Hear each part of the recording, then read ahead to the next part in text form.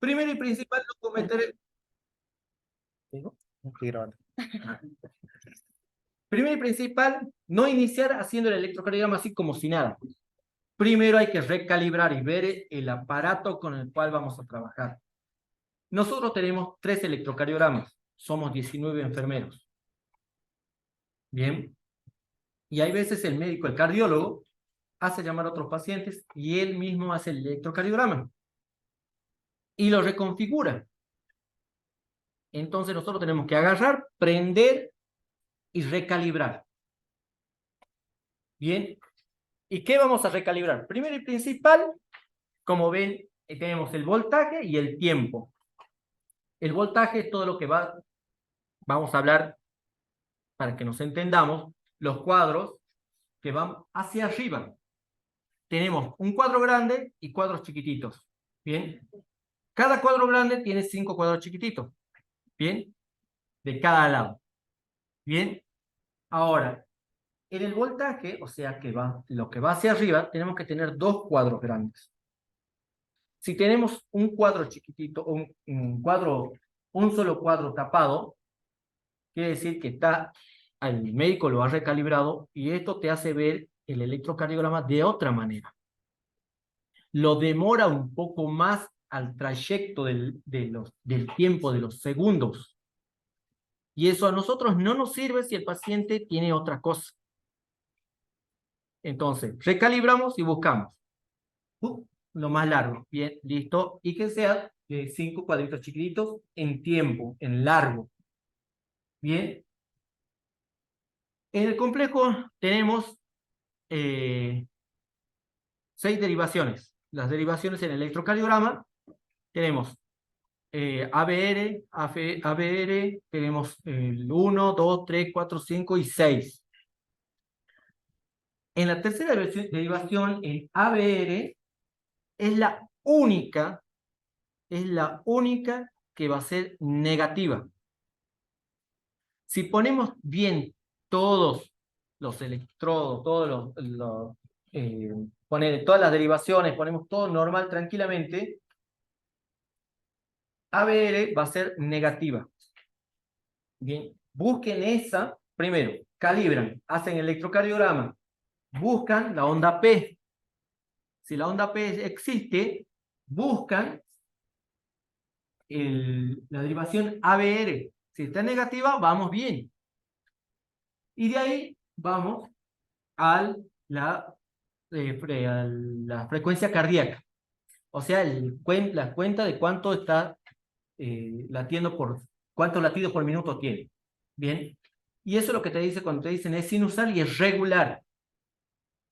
¿Cómo nos vamos a dar cuenta? O podemos hacer esos cálculos, o vamos a lo más sencillo y más rápido. Agarramos un papelito, ponemos encima del electrocardiograma, marcamos la onda R de un lado, y en la próxima la otra onda R. Levantan el papelito y van a la próxima derivación y buscan esos. Si las distancias son las mismas de R a R en todas las derivaciones.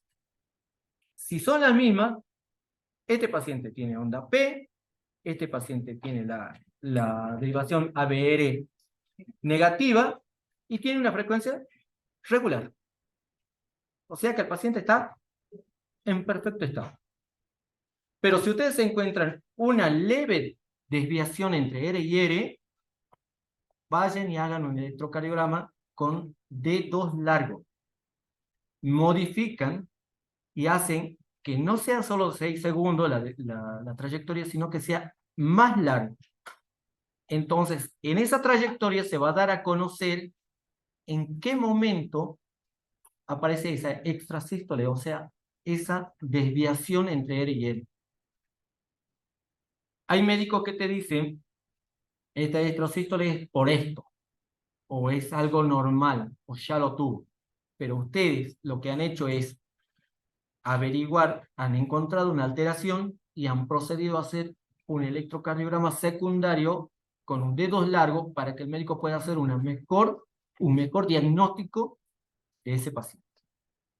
Porque si ustedes entregan un electrocardiograma, no han hecho todo eso, van y lo entregan al médico, el médico te va a hacer llamar a otro para que haga un dedo largo y se demora más el diagnóstico del paciente. Bien, entonces, resumiendo, calibramos el electrocardiograma. 1, 2, encontramos y buscamos la onda P. Si no hay, vamos al médico. La onda P nos dice que es sinusal. ¿Qué más? Buscamos ABR, que sea negativa. Si es positivo, nos levantamos y corremos. ¿Qué más? Buscamos la frecuencia del paciente. O sea, si es regular o no es regular. Y si no es regular, hacemos un dedo largo para que pueda ver el médico si existe alguna extracístole o alguna anormalidad. Bien, vamos a que sí.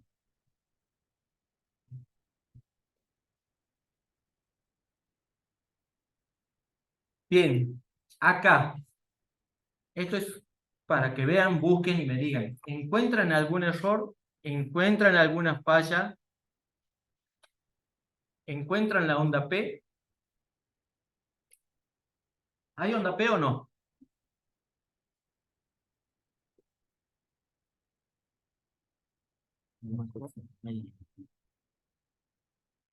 Esa es una onda P. ¿Aquí el de al lado? Ese es en el D2 largo, en el D2. En ABL, sería en ABL, está la marcadita con las flechas. Bien, esa es una onda P. Bien. ¿Y ustedes qué dicen con la frecuencia? ¿Estará normal o no? No. Contemos los cuadritos. 1, 1, 2, 1, 2. Sí, esto es normal. Tenemos 5, 10 y 15. 5, 10, 15, Sí, 16, 17 cuadritos chiquititos de un lado y 17 del otro. Moderadamente estamos dentro de lo normal. Pero para mayor facilidad de nosotros, ¿qué vamos a hacer? Agarran un papelito, entre esa R y la otra R, marcan, señalan el papelito. Ese papelito lo trasladan al de al lado, y si está igual, estamos en una frecuencia cardíaca, en una frecuencia regular. Bien, eso es lo más sencillo que podemos hacer en ese momento, más rápido para nosotros salir del paso, como quien dice. Bien. Bien, ahora vamos a hablar de lo que es el infarto agudo de miocardio. Ya hemos visto cómo encontrar las anormalidades, las alteraciones en un electrocardiograma, ya hemos visto la parte de anatomía eléctrica del corazón, cómo ingresan los pacientes. Ahora vamos a hablar pura y exclusivamente de lo que es el infarto agudo de miocardio. ¿Por qué vamos a hablar de esto? Es una patología que se tiene que tratar rápido. ¿Qué dice la definición? A ver, ¿quién me la puede leer? En voz alta, por favor. El coronario es una necrosis miocardia que se produce como resultado de la obstrucción aguda de una arteria coronaria. Bien. ¿Qué palabras podemos rescatar de esta definición? Bien, la necrosis es secundaria a una obstrucción. Eso es la base.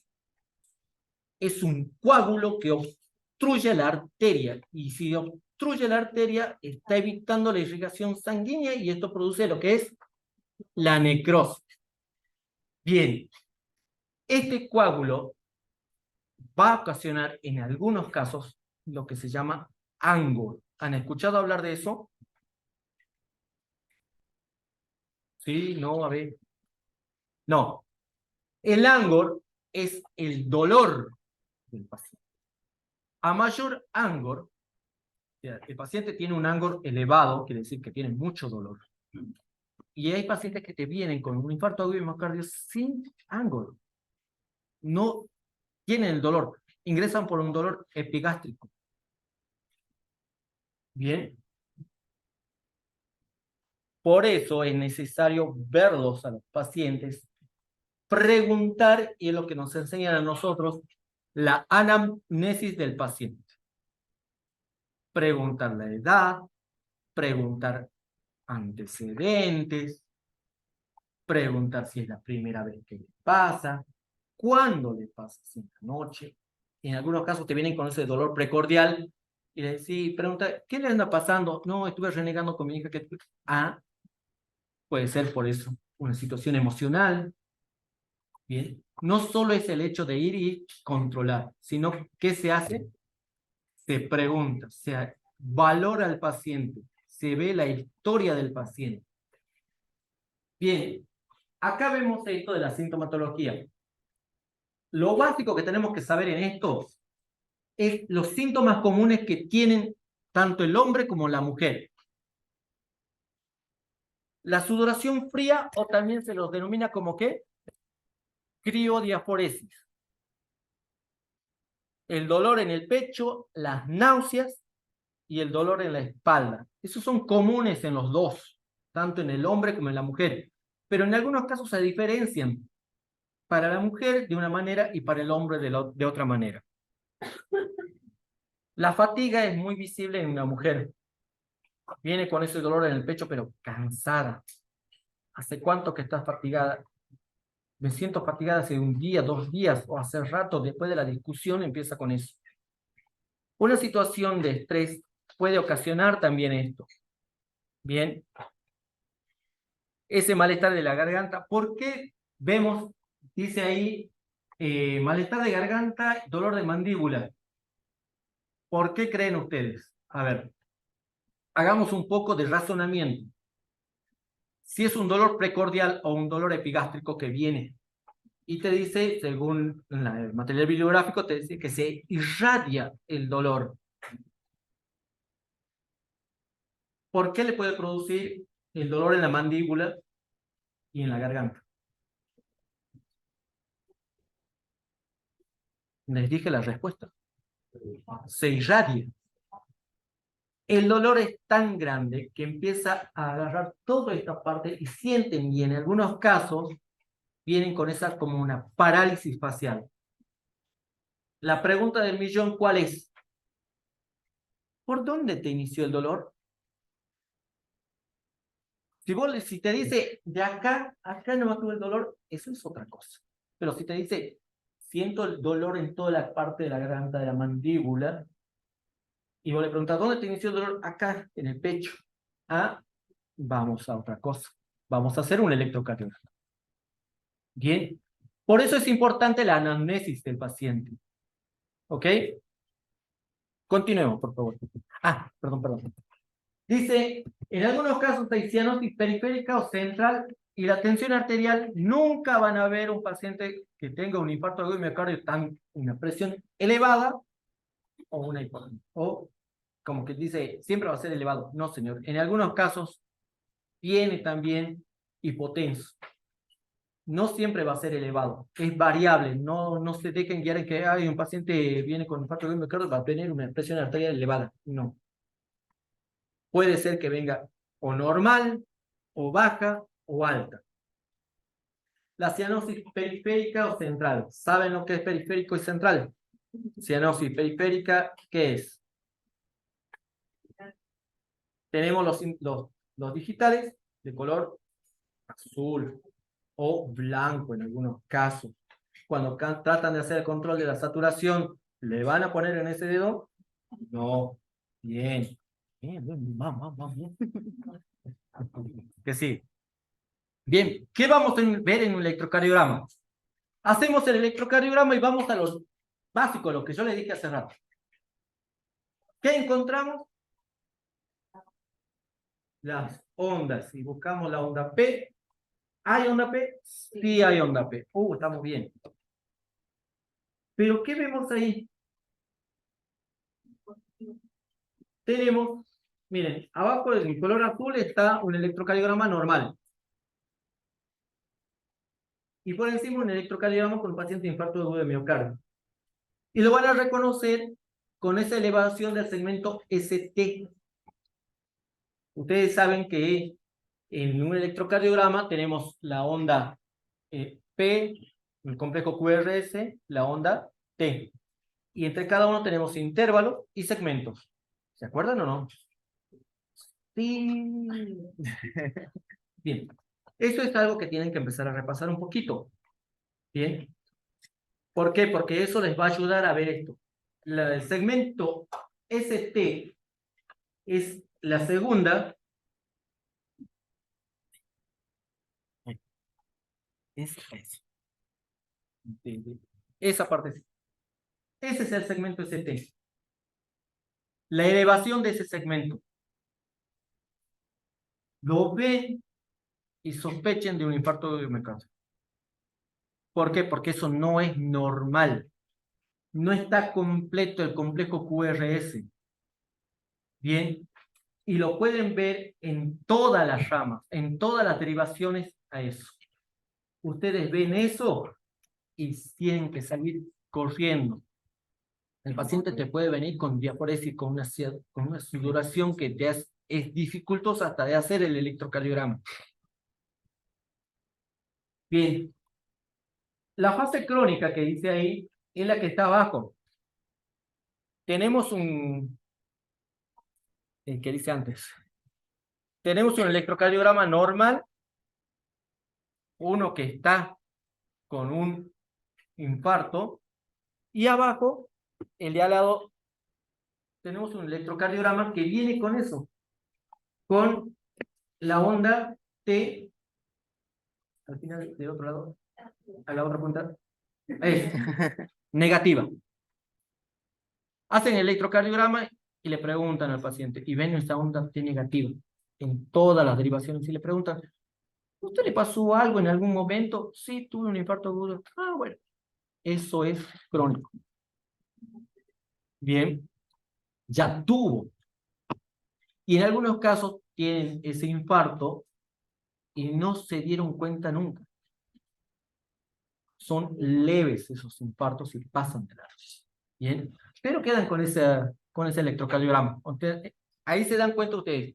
Esto es una alteración que encontré, pero preguntando al paciente, me dice que ya tuvo otra cosa. Entonces, bueno, agarro el electrocardiograma, voy, le digo, doc, mire, doc, pacientito de tantos años, con una presión de tanto en tanto, ingresa por un dolor, que es el electrocardiograma, paciente que me manifiesta que ya tuvo un infarto anteriormente. Entonces, él lo va a revalorar para verificar si está en curso otro infarto. Bien. Bien, acá era como un ejercicio, pero te quedó grabado lo que es en negro, todo lo que es, lo que viene el infarto en todas las ramas, ¿vieron? En todas las derivaciones. Cuando lo ven en un dibujito es bonito, pero cuando lo ven en el electrocardiograma sí, es complicado de verlo, ¿o no? Pero acá les estoy marcando, siempre, acuérdense siempre que esa elevación del segmento ST del paciente con infarto agudo de miocardio va a aparecer una montañita. Aparece el complejo Q, y ahí nomás el R, y ahí nomás aparece la montañita. Ya con eso, señoras y señores, prepárense porque van a empezar a trabajar lindo con ese paciente. Qué lindo. Vamos a que siga, por favor. Bien. ¿Qué es esto? ¿Ustedes han escuchado hablar de lo que es un ACV en periodo de ventana? Ventana. Un ACV en periodo de ventana. Bueno, es nuevo moderadamente esto también, ¿no? Los ACV, ¿han escuchado? Accidente cerebrovascular. Bien. El accidente cerebrovascular, no me voy a ir mucho, pero es casi lo mismo. El ACV, el accidente cerebrovascular, tiene su periodo de ventana de 6 horas. O sea, desde el momento que ocurre. Dentro de ese periodo de 6 horas, cuando ustedes ven la sintomatología de ese paciente, o sea, tiene la parálisis facial lateral de un lado, ¿qué más? El movimiento de un brazo de un lado, ¿qué más? Y el habla. Bien.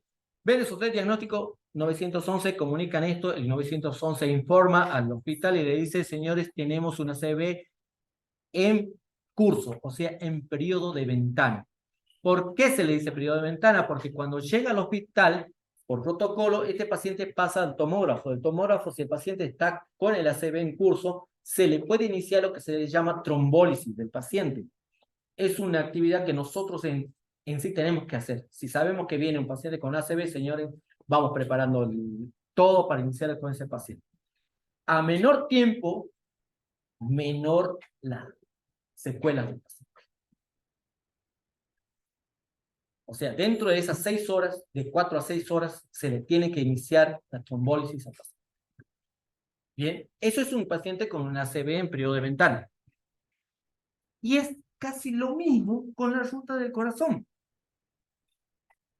Este paciente, cuando es diagnosticado con un infarto, si está acá, ponele la distancia entre Ciudad de Milagro y el Hospital San Bernardo, se reconoce el movimiento PALSAMEC y hace el electrocardiograma porque dentro de lo que es el móvil tiene un aparato, un cardiodesfibrilador, tiene un electrocardiograma para hacer un portátil. Se le hace, ves una ramificación, lo llevas para allá, comunicas, este paciente está en periodo de ventana. ¿Qué digo? Este paciente está con un infarto agudo, con IAM.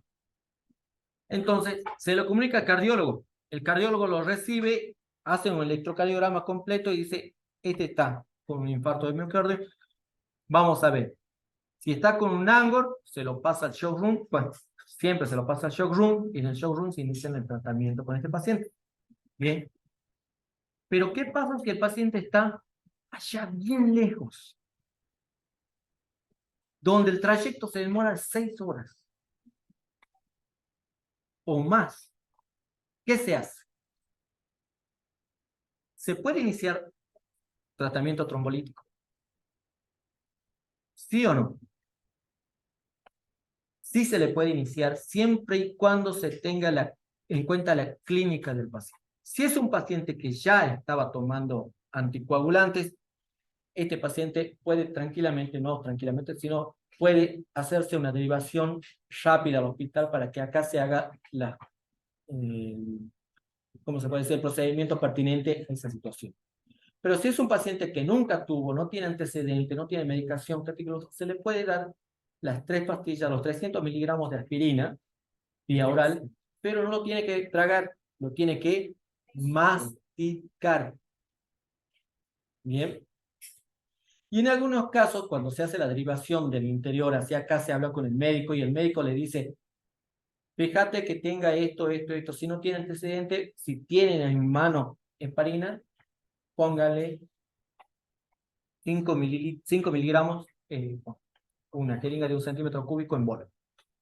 5.000 unidades internacionales. Bueno. Bien.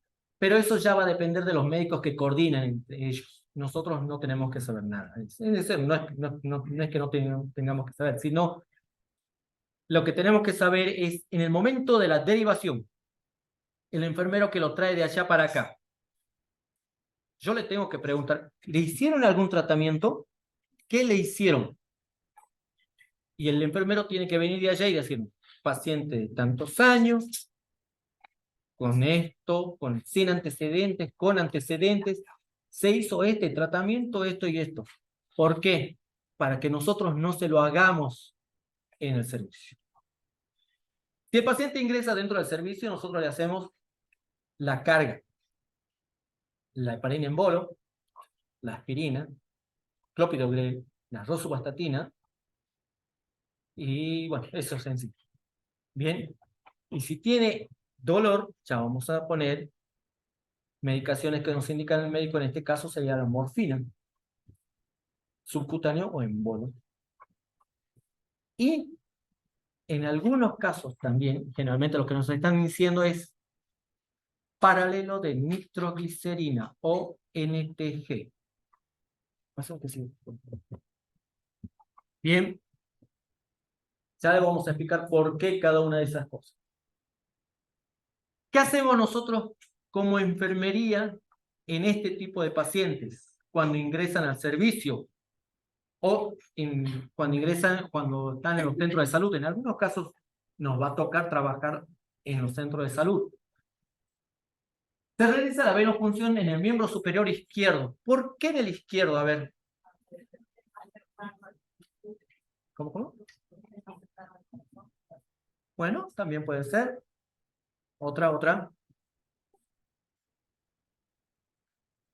Pagar que dice.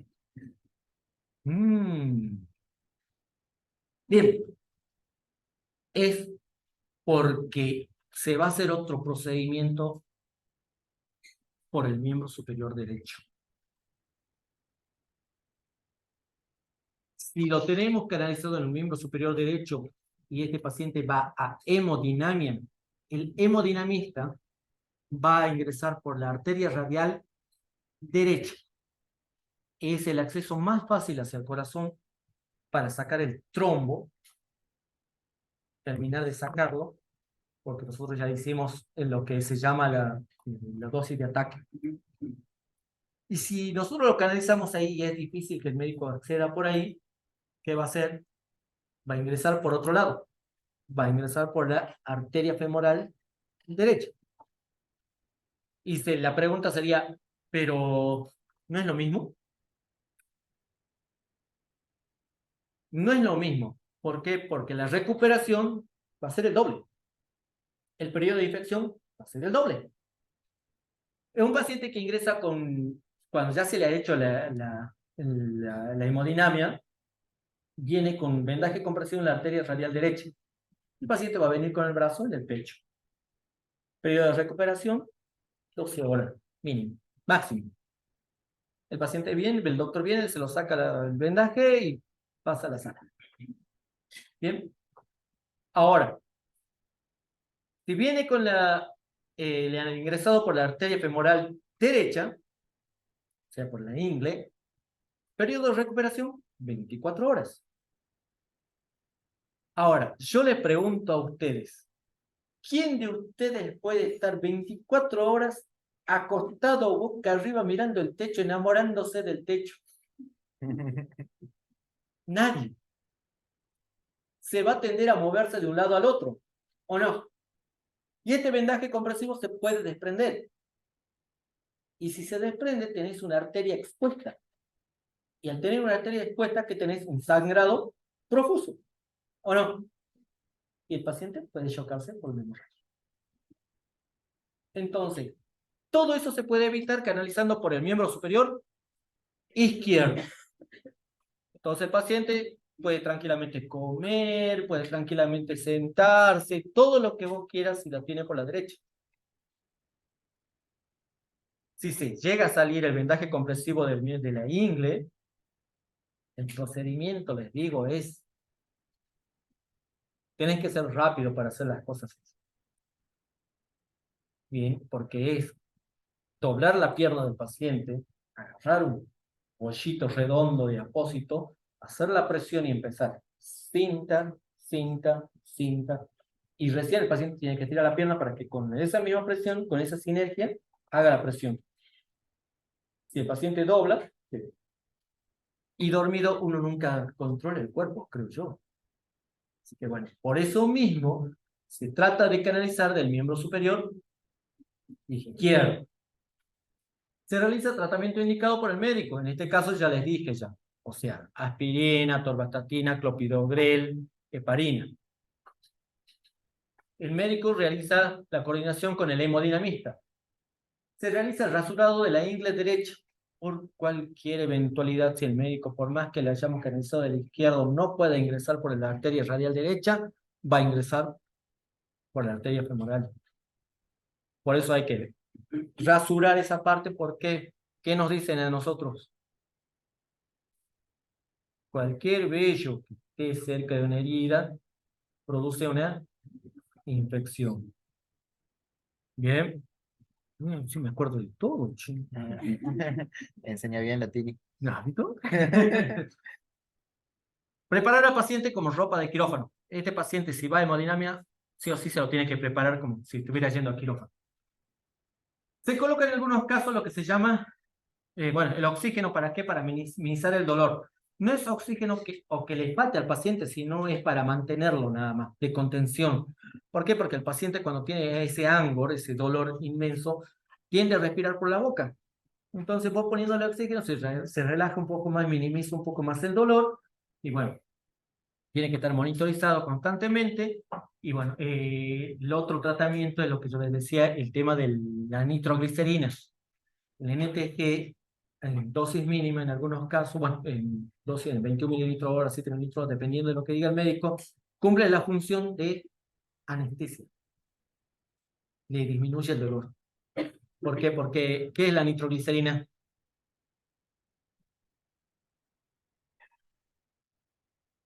Un vasodilatador.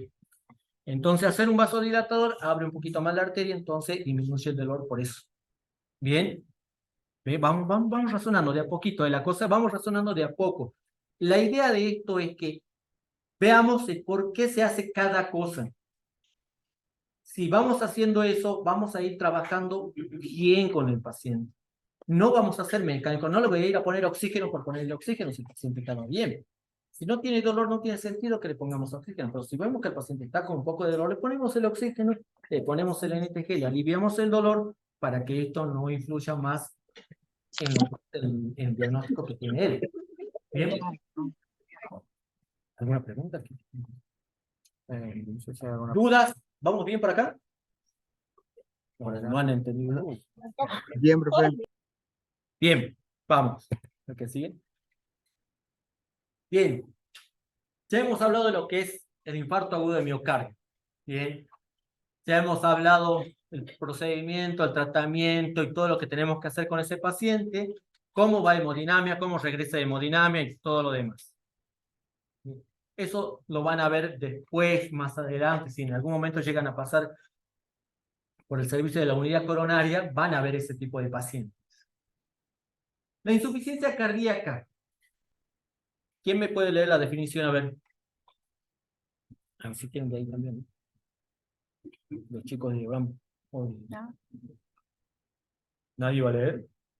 La difusión cardíaca no puede bombear la sangre al volumen necesario para satisfacer las demandas del organismo. Clasificación: insuficiencia cardíaca izquierda, insuficiencia cardíaca derecha, edema agudo. Bien. La palabra misma lo dice, insuficiencia. O sea que no hay esa capacidad para hacerlo normal. Algo está pasando, ¿o no? La misma palabra te está diciendo cuál es la definición propia del diagnóstico en sí. Y lo tenemos, como tenemos dividido el corazón, en derecho e izquierdo. ¿Por qué derecho e izquierdo? Porque la presentación, la sintomatología propia de cada uno es distinta. No siempre es así, pero viene distinta. Y viene el edema agudo del pulmón. ¿Por qué el edema agudo del pulmón? Porque es ¿cómo le puedo decir? Es la complicación de la insuficiencia cardíaca izquierda. Bien. Ahora vamos a decir.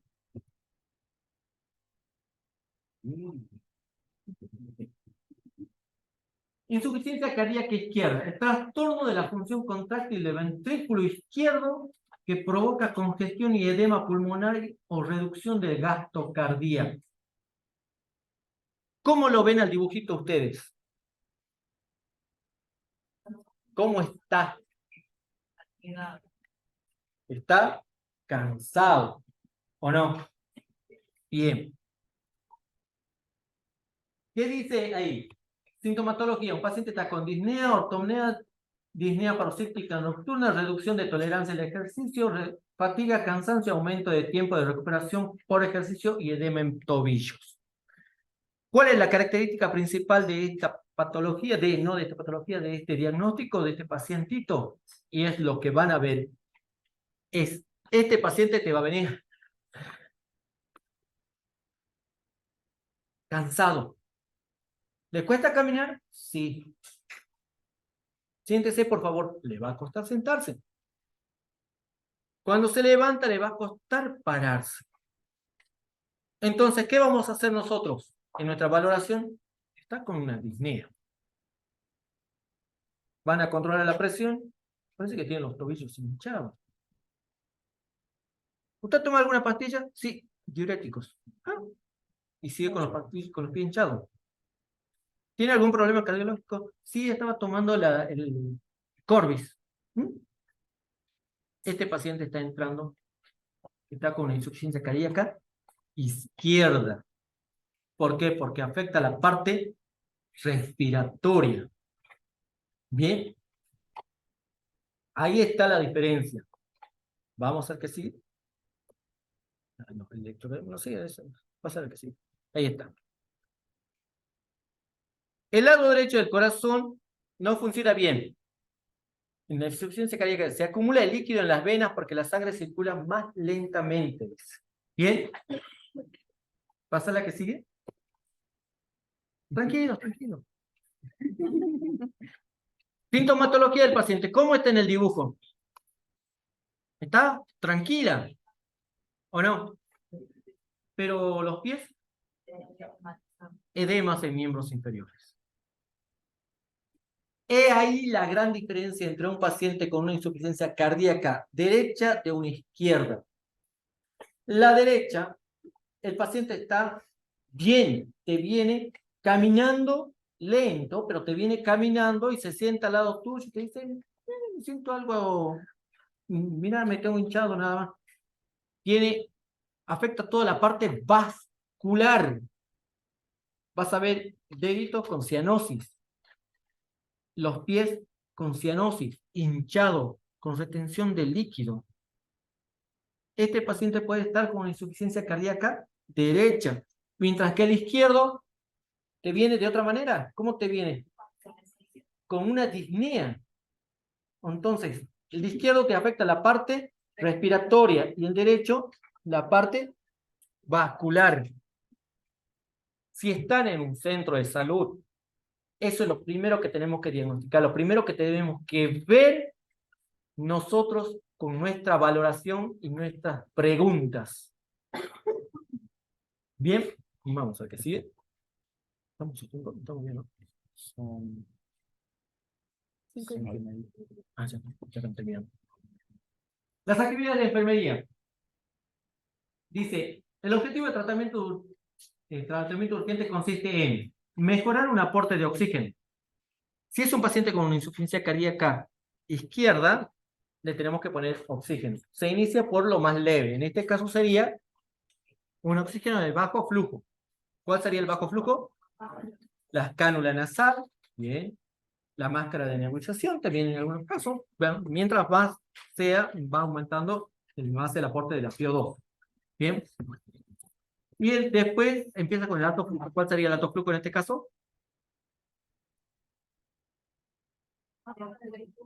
Una máscara de Venturi. Bien. Una máscara de reservorio en algunos casos. No sé si se acuerdan o han visto la máscara de reservorio que tiene un aporte de dióxido de carbono, pero también va a depender si ustedes le quitan o no le quitan la valvulita que tiene ahí, porque si le quitan, disminuye, y si le ponen ahí, aumenta. Bien, y todas esas cositas tenemos que tener en cuenta. Optimización del equilibrio electrolítico, mantenimiento de un buen gasto cardíaco.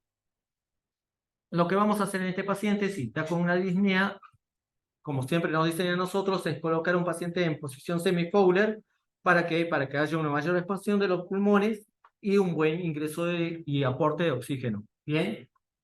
Control de constantes o de control de signos vitales y monitorización cardíaca permanente. Permanente. ¿Por qué? Porque nosotros tenemos que valorar el monitoreo y de acuerdo a este monitoreo nos va a decir si está entrando en alguna otra patología. Bien, ya sea este por un bloqueo, ya sea este por otras cosas más. Bien. Bien, en algunos casos se escucharon hablar de lo que era el gasto cardíaco, ¿o no? ¿Cómo medimos nosotros el tema del gasto cardíaco? Bien, ahí hablamos de lo que se llama canalización de una vía venosa periférica, pero también se habla de una vía central para hacer una medición de una PVC, una presión venosa central, y es ahí donde nosotros podemos medir lo que es el gasto cardíaco.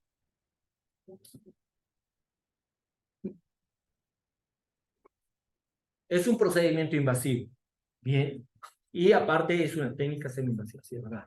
Pero nosotros con eso vamos a medir, no nosotros hacemos el procedimiento de la medición de la PVC, le comunicamos al médico y el médico nos va a decir qué cantidad de líquido, si se aumenta o se disminuye la cantidad del aporte de líquido que le vamos a hacer vía parenteral. Bien, la realización del electrocardiograma generalmente nos piden al ingreso, a las horas de haberlo ingresado, después de iniciar los tratamientos, o sea, se nos pide, en algunos casos hacemos en un turno de 8 horas hasta 4 electrocardiogramas para ver la evolución del paciente. Y el sondaje vesical, ¿para qué el sondaje vesical?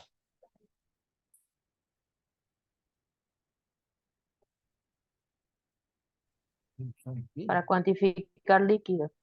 Bien, para cuantificar la cantidad de ingreso y egreso de líquido, o sea, el balance. Bien, porque si en un primer momento le podemos facilitar el papagayo al paciente, no hay problema.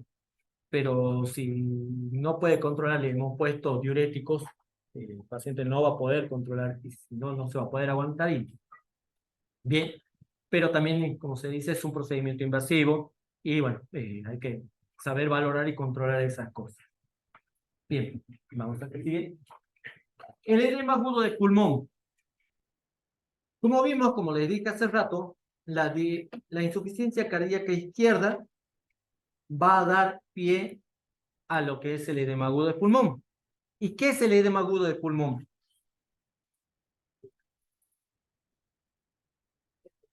A ver, ¿quién lo va a leer? Articular izquierda aguda grave asociada. Bien, ¿qué es lo que tenemos que rescatar de esta definición? Acumulación de líquidos en alveolos. ¿Qué son los alveolos? ¿Se acuerdan? Los alveolos.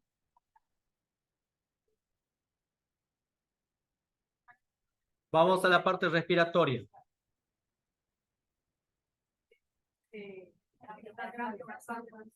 Bien. Es donde se produce ese intercambio gaseoso. Y si hay líquido ahí, quiere decir que el paciente no hay ese intercambio gaseoso bien.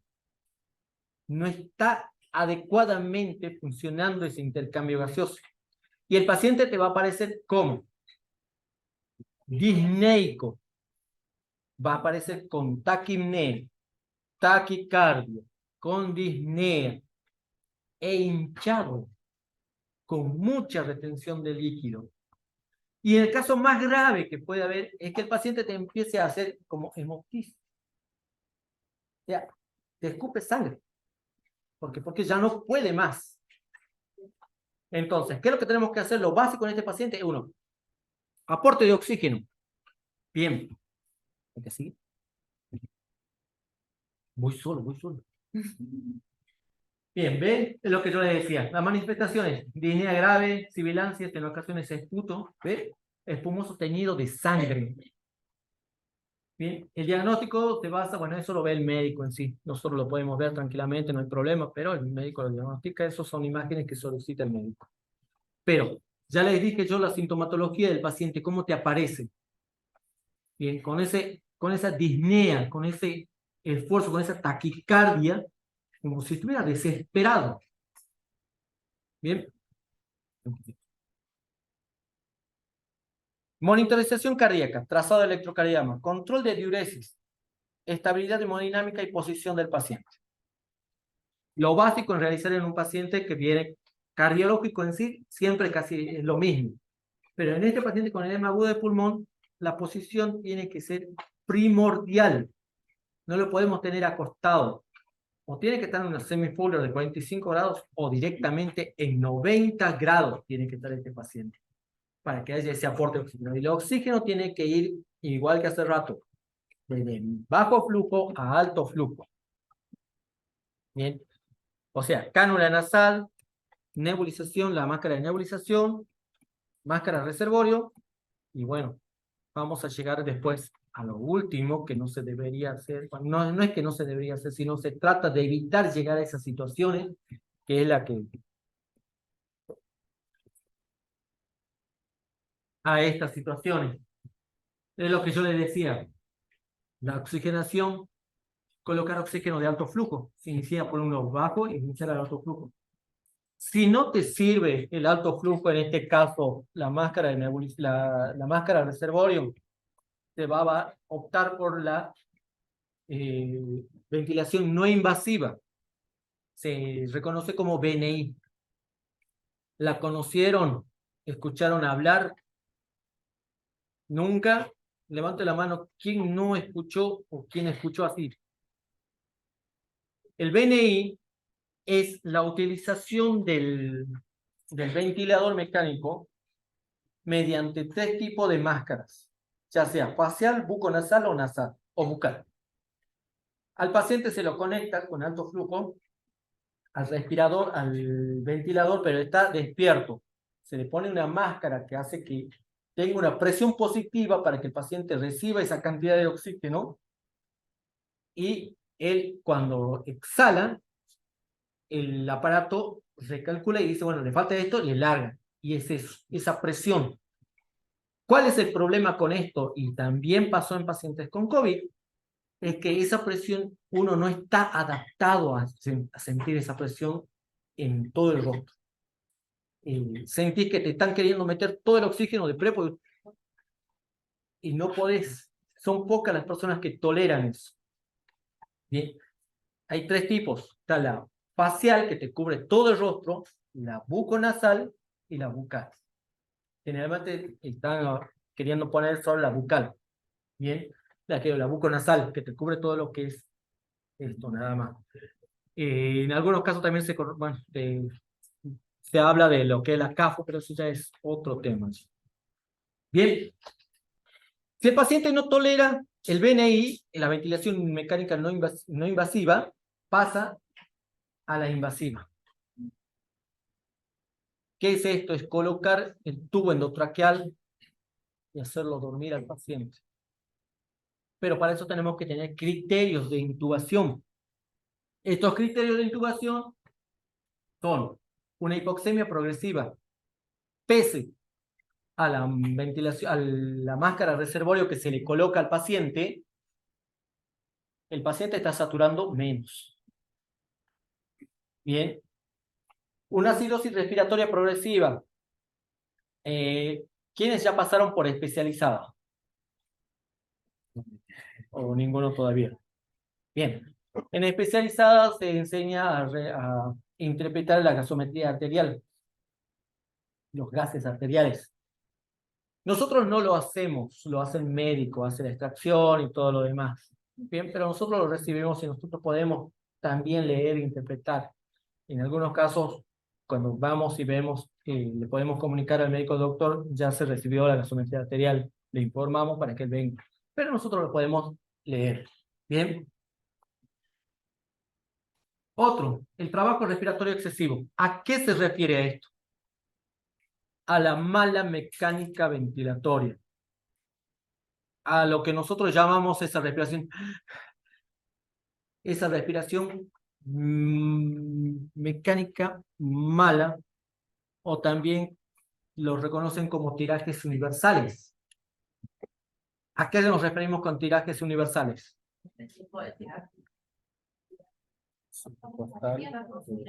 Utilización de músculos accesorios. ¿Cuáles? ¿Qué más?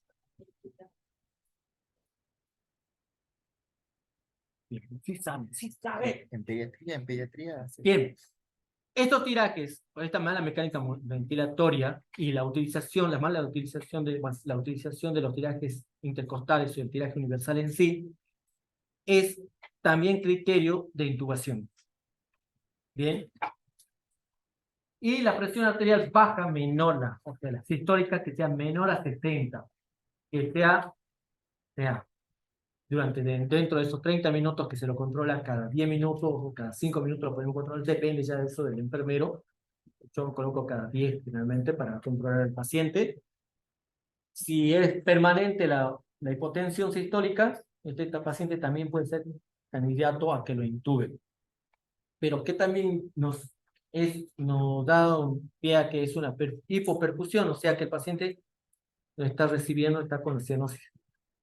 Bien, entonces, si no responde a la oxigenación de bajo flujo, ni alto flujo, ni al BNI, va a tener que responder en algún caso a lo que es la ventilación invasiva.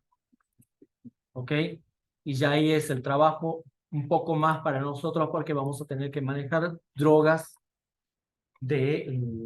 para hacerlo dormir, en este caso sería el remifentanilo y el midazolam, pese a lo que ya le van a poner, que también va a ser la nitroglicerina y la furosemida.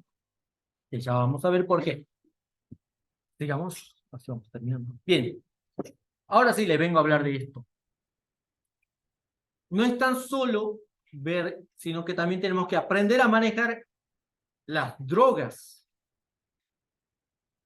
Hablamos de lo que era el midazolam, hablamos de lo que era el remifentanilo, les mencioné hace ratito, cuando el paciente está entubado y está dormido. Bien, pero si el paciente no está entubado y no está dormido, utilizamos para un paciente la nitroglicerina y la furosemida. ¿Qué es la furosemida? ¿Se acuerdan o no? Es un diurético, entonces, ¿qué va a hacer? Va a sacar el líquido. Bien. La nitroglicerina, ¿por qué le vamos a poner a un paciente con edema agudo de pulmón? Es un vasodilatador, pero ¿qué hace?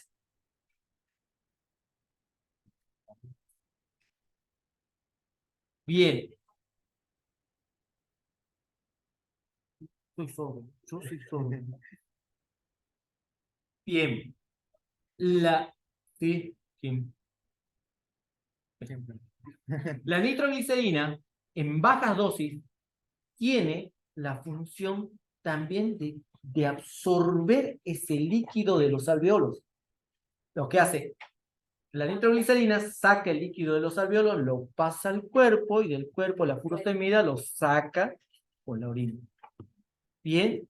Si el paciente tiene una TA de 10, 6, ¿le sacan la nitroglicerina o no? No. ¿Por qué? Porque la función de la nitroglicerina en ese momento, del NTG, en ese momento, no es para bajar la presión, sino es para sacar el líquido de los pulmones. Bien. Entonces, una depende de la otra. El NTG saca el líquido de los pulmones hacia el cuerpo y la furosemida saca el líquido del cuerpo hacia la bolsa colectora. Bien, por eso hay que aprender a manejar las bombas de infusión y las drogas para cada medicación. Bien.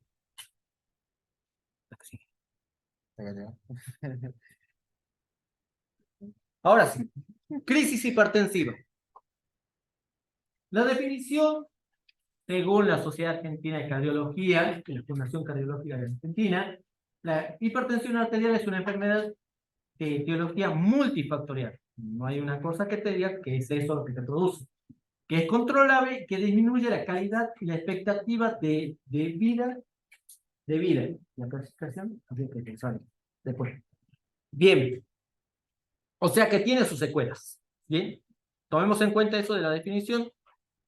Esto va creciendo y también va dejando sus secuelas. A la que sigue, por favor. Esta clasificación es nueva.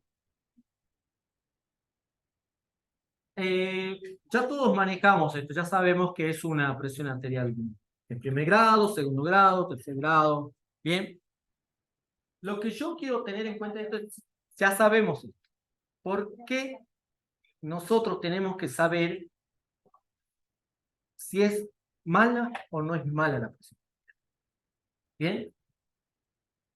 Esto ya después lo dejo a ustedes para que lo pasen a los chicos, no hay problema, ¿vale? A lo que me refería para ver si es mala o no es mala. Esta clasificación la encontré en un informe y que es de 1986. Es viejísima. Y yo, miren, ¿no? Empecé a trabajar y recién pasando unos cuantos años, me entero que existe una clasificación de emergencias hipertensivas y urgencias hipertensivas. Quiero que uno me lea qué es la urgencia y el otro me lea lo que es la emergencia. Es algo que no está en riesgo la persona de muerte. Y la emergencia es el riesgo de muerte. Bueno, eso es la definición de urgencia y emergencia. Acá, en relación a esto, léelo. La urgencia hipertensiva son elevaciones agudas de la presión arterial que no provocan afectación de los órganos dianas de la hipertensión arterial. O esta es de carácter leve o moderado. Y la emergencia, ¿quién la lee?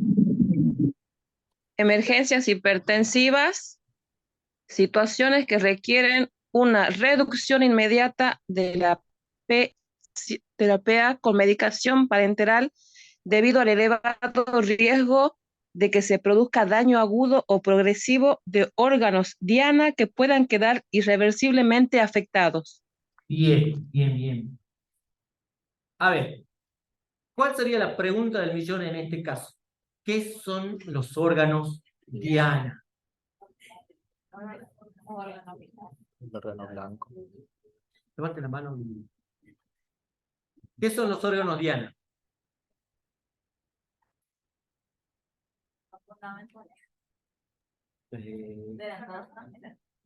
En este caso el corazón. ¿Qué son los órganos diana? Vamos. Son los órganos... Corazón, cerebro, riñón. Bien, los órganos principales.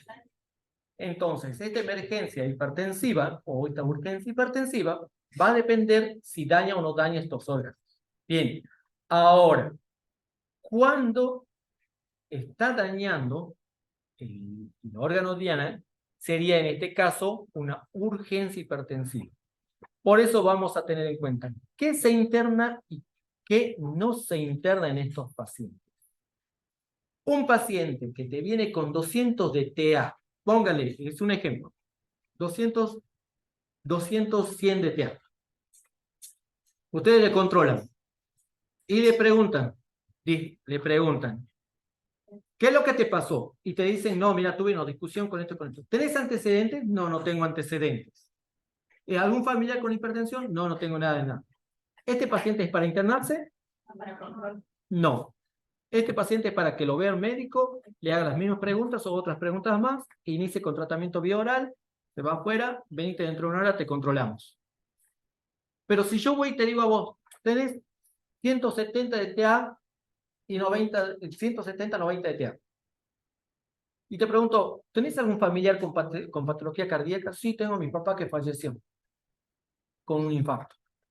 Entonces tenés una chance de tener una patología cardíaca. ¿Qué te pasó? No, de la nada se me subió la presión y siento un dolor de la cabeza, en la cabeza que estoy que el otro. Este paciente es para internar. ¿Por qué? Porque esa TA puede afectar los órganos diana. No es como el otro que la TA no tiene, eso va a depender de la clínica del paciente, o sea, los antecedentes del paciente. Nosotros lo vamos a diferenciar la TA y decir, si tiene antecedentes o tiene historial de que tiene patologías cardíacas, este va a ser una urgencia hipertensiva. Si el paciente no tiene clínica, no tiene antecedentes, va a ser una emergencia hipertensiva. No sé si me llego a entender. ¿Me llegan a entender? Bien. Eso va a depender de qué, de nuestra anamnesis. Ahora entienden por qué es primordial las preguntas que se hacen. La presión arterial no es que te va a calificar si es una urgencia o una emergencia. Te va a calificar si es urgencia o emergencia la clínica del paciente, los antecedentes del paciente. Si el paciente tiene antecedentes de patologías cardíacas, seguro de por sí va a afectar órganos diana. Entonces esto va a pasar a ser una emergencia hipertensiva. Bien, eso es lo que tenemos que tener en cuenta. A mí me costó entenderlo, les digo. Pero hay que valorar esas cosas, esas situaciones. Bien.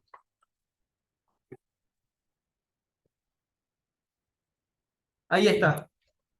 Órganos diana. ¿Qué se valora y qué no se valora? Los signos y síntomas.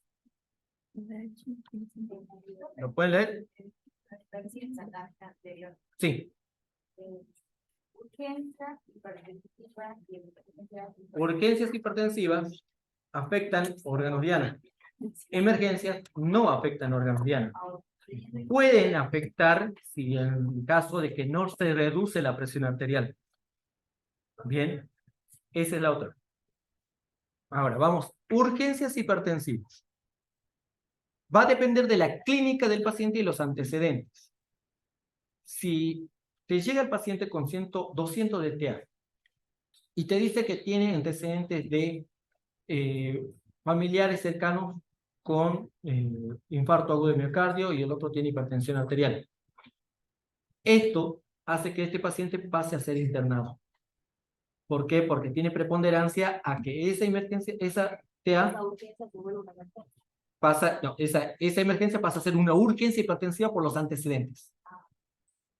Bien. Si no tiene, ponele que el muchacho es sano, no tiene antecedentes, no tiene clínica, no tiene nada, tiene una TA de 200, le dan el tratamiento vía oral y dentro de 2 horas le volvés a controlar y no le baja de nuevo y le volvés a dar otro tratamiento vía oral y no le baja, eso es lo que dice en la diapositiva, que te dice que puede llegar a afectar los órganos diana. No tiene antecedentes, no tiene clínica, pero no se le baja la presión. Y al no bajarse la presión pasa de ser de una emergencia hipertensiva a una urgencia hipertensiva. Bien, esa es la situación. Por eso la valoración del enfermero es lo que vale acá. Te controlaste en el centro de salud, ¿cuánto tenías? 170. ¿Qué te dieron en Alapril? Tenés 180 ahora. Te controlo, el médico le da amlodipina. Vas. Vale, controlar a la hora y media, ponele, tiene 190, no se le bajó, se le está subiendo. Vamos, hidroclorotiazida. Vuelve con 180, 190, que es ponele. Este paciente nunca se le bajó la presión arterial desde el principio de 170. O sea, este paciente tiene que estar internado, porque puede en ese caso afectar los órganos diana. ¿Bien? ¿Puede de una emergencia hipertensiva pasar a una urgencia hipertensiva? Sí. Y la urgencia hipertensiva va a depender de la clínica del paciente y los antecedentes. ¿Bien? Me costó a mí también entender eso. Pero eso es dependiendo de la valoración del paciente. ¿Bien? Bueno, el cuadrito este se los dejo a ustedes para que después lo puedan ver. Lo dejo todo el material. Y el último es, bueno, las actividades de enfermería, es lo que yo le estaba planteando hace rato, control de signos vitales. Nunca se confíen siempre del tensiómetro digital. Uno, hay que calibrar. 2, hay variaciones de hasta 10 milímetros de mercurio en algunos casos. Y depende de la marca también del tensiómetro digital. Bien. Si controlan en un miembro y sale un rango y controlan en el otro sale otro rango, vean de cuánto varía, de cuánto puede variar de entre un miembro y otro miembro. De 5 a 10 milímetros de mercurio. Bien. Pero si hay una variación mucho más amplia, ¿qué vamos a hacer? Vamos a lo tradicional, que es el tensiómetro manual. Y más cuando ven un paciente con una presión alta. Yo por lo menos tiene 190. Bueno, vamos a controlar el otro brazo. Voy con el tensiómetro manual. Porque el manual es el que más fidedigno es. ¿ok? Y si ya viene con dos presiones arteriales altas, vamos con el manual, de por sí. Bueno, ya hemos dicho de lo que es el tratamiento y todo lo demás. La dosis de ataque en Alapril, amlodipina y en algunos casos la hidroclorotiazida. ¿Han escuchado hablar de la hidroclorotiazida? La hidroclorotiazida viene de 25 miligramos y es un diurético y un antihipertensivo. Bien. Hay que aprenderse a hablar por sí todos sus hidroclorotiazida y yo lo ponía HCD, ya está. Bien, ahora sí, estos son casos, pero viendo que estamos sobre la hora, es como yo le dije a los otros chicos también, léanlo tranquilamente en su casa, véanlo, no es para que empecemos a hacerlo ya esto, es para que empiecen a hacer la anamnesis y empiecen a hacer esa revaloración del paciente. O sea, vayan viendo y diciendo, haciendo esa situación de que tiene esto, me presenta con esto, hace esto. O sea, vamos recalculando lo que se puede llegar a hacer. Emergencia se trata básicamente en adelantarse a la situación. Sabemos que está con la presión alta, sabemos que está acá, listo. Y en estos miembros inferiores, ¿cuánto varía la presión cuando una persona obesa tiene el mango para el brazo? Generalmente nosotros no nos dejamos guiar por los miembros inferiores. Más lo que es enfermería, hacemos controles de signos vitales en los miembros superiores y rara vez en los miembros inferiores. Los médicos hacen una valoración mucho más, un examen físico mucho más completo en ese sentido. Yo no hablé acá de lo que es la ingurgitación yugular. La ingurgitación yugular la podemos ver tranquilamente nosotros y eso también te va a dar pie a lo que es la insuficiencia cardíaca. ¿Por qué? Porque la disminución del gasto cardíaco se nota con la ingurgitación yugular. Entonces, nosotros, vos podés verlo, podés manifestar al doctor, decirme, observo una ingurgitación yugular, doctor. Bien, él va a hacer la valoración, va a ver el control, cuánto varía la presión arterial entre un miembro y otro miembro, pero el miembro inferior es rara vez que controla. El miembro inferior más lo van a ver para valorar. ¿Y cómo se dice una persona obesa? En la persona obesa tenés los mangos. No, pero por ejemplo, caso que no tengamos. En la muñequera, en la muñeca. En la muñeca se controla los signos vitales.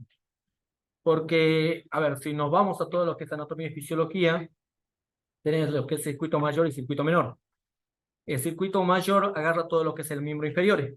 Entonces se demora mucho más lo que es el tema de la irrigación sanguínea y todo lo demás ahí. Entonces va a variar bastante entre lo que es el miembro superior y el miembro inferior. Más por eso que otras cosas. En caso de emergencias para la canalización de un paciente, se recibe pacientes con venopunción en miembros inferiores. Ahora, ¿te dura mucho tiempo? No. ¿Por qué? Porque te produce una trombosis. Entonces, para salir del paso está bien, pero busquemos en miembros superiores. ¿Bien? Así que, en la casa para que practiquen esto, ¿qué es? Y vean todo lo demás. Así que, listo, chicos. Muchísimas gracias. Espero. Bueno. Gracias, profe. ¿Preguntas? ¿Alguna pregunta? ¿Alguna pregunta, chicos? Ninguna, Del ninguna. otro lado. ¿Cuándo van a dejar el baño? De Orán, Tartagal, Santa Victoria, ¿alguna pregunta? Parece que ninguna. Ajá. Bien, antes que se vayan, chicos, a los del Zoom y los que están acá presencial, bueno, el encuentro está planificado y bueno, esto lo quería decir en persona y tal vez no tanto por la filmina y eso. Son 8 encuentros todos los viernes, o sea, de acá hasta el 7 de diciembre son todos los viernes. Nos quedan 8 viernes para llegar a diciembre. En cada encuentro van a haber un tema distinto, van a venir otros disertantes, compañeros de Sandro, también a brindar las capacitaciones. Creo que fue aprovechado bastante porque lo he visto tomar apuntes y pasar de hoja y hacer preguntas y todo, así que bueno, espero que sea enriquecedor. El último encuentro lo queremos hacer de manera presencial, ¿sí? O sea, que vengan los chicos de Tartagal, de Orán y de Santa Victoria también a que conozcan a que conozcan a ustedes. Así que bueno, espero que lleguen todos al último encuentro. Eh, bueno, este proyecto también está por resolución, o sea, sale con certificado a nivel de resolución de nivel de facultad, y estamos haciendo los trámites para que también se lo declare de interés académico a nivel universidad. Y bueno, va a ser el primero, no el último, así que bueno, eso. Y bueno, felicidades a ustedes por venir y aprovechar el encuentro. ¿Sí? La semana que viene va a ser cirugía, ¿no? La semana que viene, otra cosita, antes que me olvide. Bueno, por el tema del aula surgió un problema, ¿sí? No se va a poder hacer a las 4 de la tarde. Nos dieron la posibilidad de hacerlo a las 1, de 1 a 3.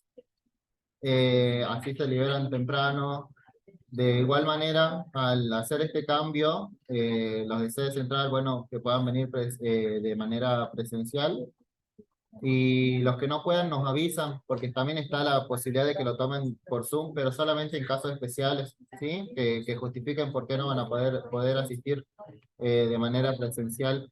Eh, todo lo que se dictan en los encuentros está grabado y lo vamos a subir a YouTube.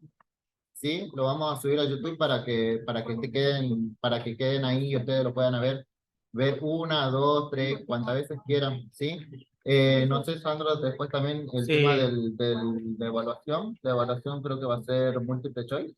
Eh, Ya vamos a ver, ya vamos a comunicar una pequeña evaluación como para ver que ustedes hayan aprendido, tomados apuntes. Bueno, ya queda a consideración de Sandro para que ustedes demuestren que estuvieron aprendiendo y asimilando los conocimientos. Así que, bueno, la próxima reunión, el próximo viernes va a ser a las 1, de 1 a 3, y le vamos a mandar al correo el anfiteatro o el link del Zoom y todo para que puedan acceder, ¿sí? El tema de esta semana va a ser lo que es cirugía general, traumatismo de tórax. Así que bueno, vamos a hablar de todo lo que es traumatismo de tórax penetrante y no penetrante y todo lo que se relaciona a los procedimientos con ese tipo de pacientes, cómo valorarlos en el ingreso en código rojo y después que se hacen los tratamientos con ese tipo de pacientes. Bueno, los videos van a estar colgados en la página de YouTube de UNESI Salud.19 en YouTube, así que ya más tarde vamos a estar subiendo los videos. ¿Sí? Disculpa, ¿los viernes van a hacer todos los días? Muchísimas gracias. De 1 a 3, todos los viernes. Todos los viernes de 1 a 3, así es. Bueno, saludos chicos, saludos también allá a Abraham, Tartagal, Santa Victoria, muchas gracias por venir. ¿Hay para tomar alguna asistencia o algo que hay que fumar? Sí. Justamente yo no lo tengo porque por día necesitario es muy complicado, por ejemplo, cuando llego acá, Tiene que editar la grabación. Y primero guardar. Igual estaba por ahí. Toma en consideración y con la próxima reunión en este mes. Ya te Tienen que buscar siempre es insuficiente.